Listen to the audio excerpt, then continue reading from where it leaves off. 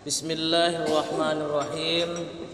Assalamualaikum warahmatullahi wabarakatuh. Waalaikumsalam warahmatullahi wabarakatuh. Alhamdulillahi rabbil alamin. Wabihi nasta'in ala umurid dunya waddin. Ashhadu an la ilaha illallah wahdahu la syarikalah. Wa ashhadu anna Muhammadan abduhu wa rasuluh la nabiyya ba'da. Allahumma salli wa sallim wa barik ala sayyidina Muhammad wa ala alihi wa sahbihi ajma'in. Qalu subhanaka la ilma lana illa ma 'allamtana innaka antal alimul hakim. Rabbi shrah li sadri wa yassir li amri wahlul 'uqdatam min lisani yafqahu qawli. Ibu-ibu yang dirahmati oleh Allah Subhanahu wa taala, mari kita bersyukur kepada Allah atas semua nikmat yang telah diberikan oleh Allah Subhanahu wa taala. Nikmat kesehatan, nikmat kesempatan, nikmat Islam dan nikmat iman yang telah diberikan oleh Allah kepada kita, wajib kita syukuri. Karena dengan sebab nikmat-nikmat itulah kita bisa menjalankan segala aktivitas kita, baik itu aktivitas ibadah maupun aktivitas-aktivitas lainnya.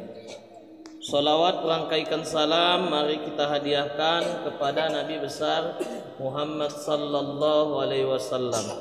Allahumma salli wa sallim wa barik alaih. Barang siapa yang bersolawat satu kali kepada Nabi Muhammad sallallahu alaihi wasallam, maka Allah akan memberikan 10 ampunannya kepada kita. Ibu-ibu yang dirahmati oleh Allah Subhanahu wa taala, hari Senin yang lalu kita sudah merayakan hari raya Idul Adha. Yang berkorban sudah beribadah dengan kurbannya.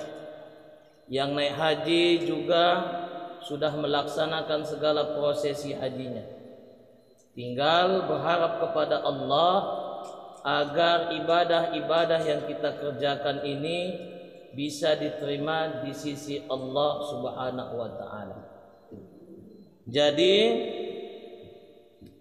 amal-amal ibadah yang kita kerjakan itu ada yang tertolak dan ada yang diterima. Ada yang tertolak dan ada yang diterima.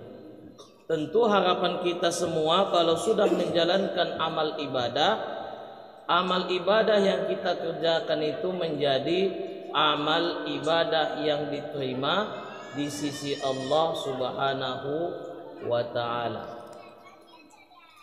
Jadi apa sebenarnya yang dimaksud dengan amal? Amal ini artinya perbuatan. Perbuatan yang disertai maksud dan tujuan.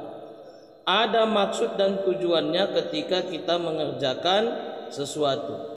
Jika sesuai dengan syariat Islam, maka disebutlah dia dengan ibadah. Sedangkan yang tidak sesuai dengan syariat Islam disebutlah dia bermaksiat. Maka dari itu kalau kita beramal, tentunya kita berharap amal kita itu menjadi ibadah kepada Allah Subhanahu wa ta'ala. Jadi beberapa ibadah yang telah kita kerjakan selama di bulan Zulhijjah ini, mulai dari puasa Zulhijjah, puasa Tarwiyah, puasa Arafah, yang berkurban dia beribadah dengan kurbannya, yang naik haji beribadah dengan amal ibadah hajinya. Tentu kita berharap amal-amal ibadah yang kita kerjakan itu menjadi amal ibadah yang diterima di sisi Allah Subhanahu wa ta'ala. Adakah tandanya ibadah kita itu diterima oleh Allah Subhanahu wa ta'ala? Menurut Imam Ibnu Athaillah di dalam kitab Al-Hikam ada tandanya. Apa tandanya? Kata beliau, man wajada thamarata amalihi ajilan fahuwa dalilun ala wujudil qabuli ajilan. Yang artinya, barang siapa yang dapat merasakan buah amal ibadahnya di dunia ini, itulah tanda diterimanya amal ibadah di akhirat.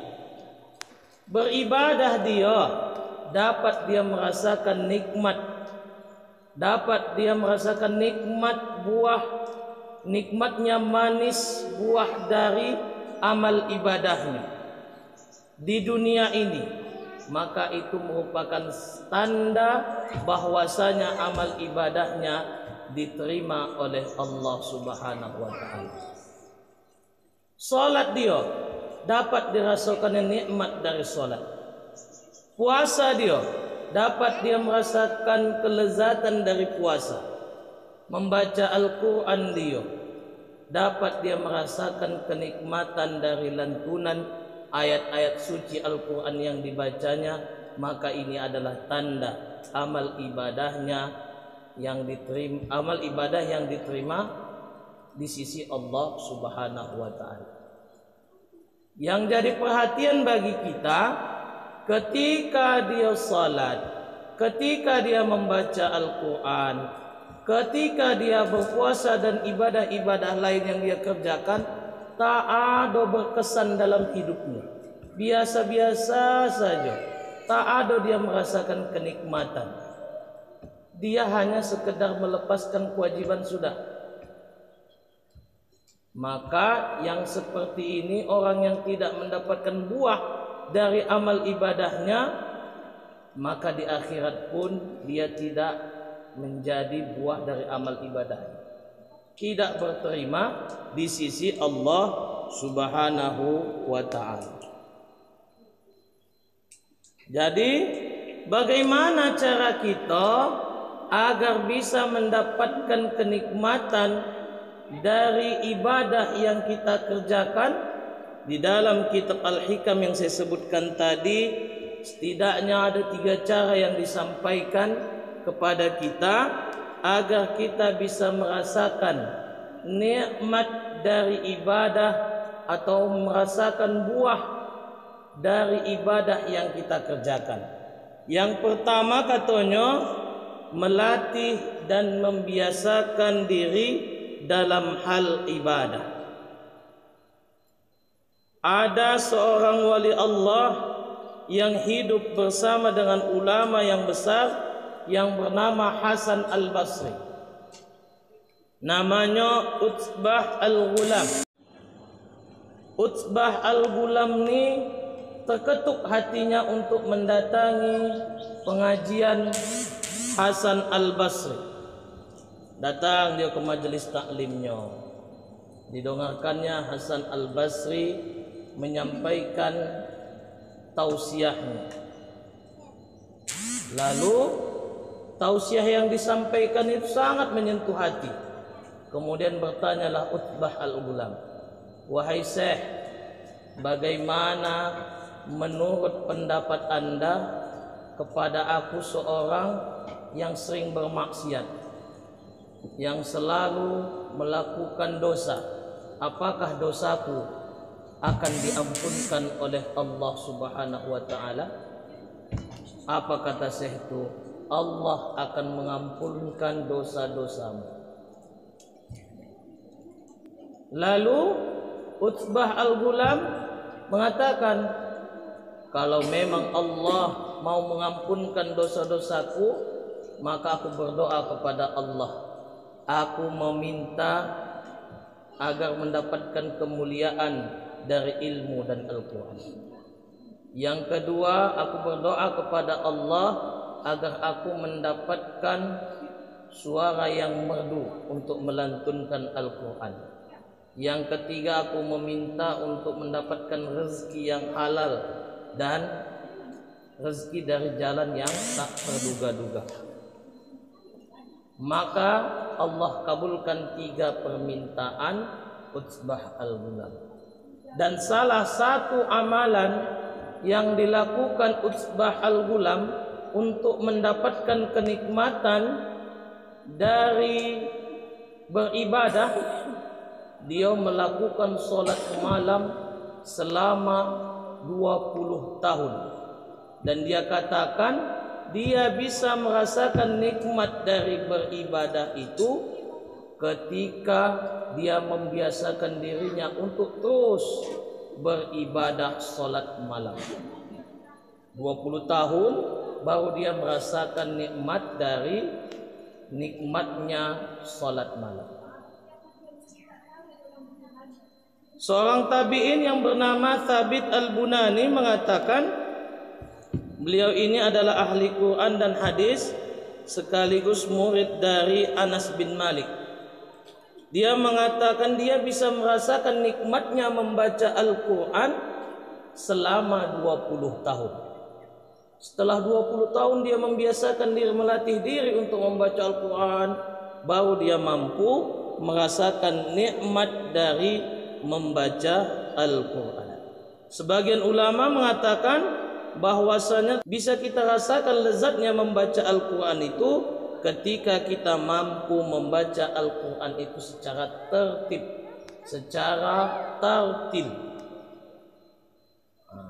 Terkadang enggak masuk ke hati kita itu Al-Quran itu, membacanya tak sesuai. Al-Quran itu punya kaidah-kaidah tajwid. Makanya di dalam Al-Quran dibilang warattilil Qur'ana tartila. Bacalah Al-Quran secara tartil. Tartil di sini perlahan-lahan, tidak sembarangan. Ada kaidah-kaidah tajwid yang harus kita perhatikan. Seorang muslim harus tahu bagaimana cara membaca ikhfa, izhar, idgham bila gunna bi gunna, iqlab, ikhfa syafawi, izhar syafawi, idgham mimi. Harus tahu dia kapan panjang 5 harokat, kapan panjangnya 2 harokat. Ketika kita tahu membaca Al-Quran sesuai dengan kaidah tajwid, maka sesungguhnya itu adalah jalan untuk mendapatkan kenikmatan membaca Al-Quran.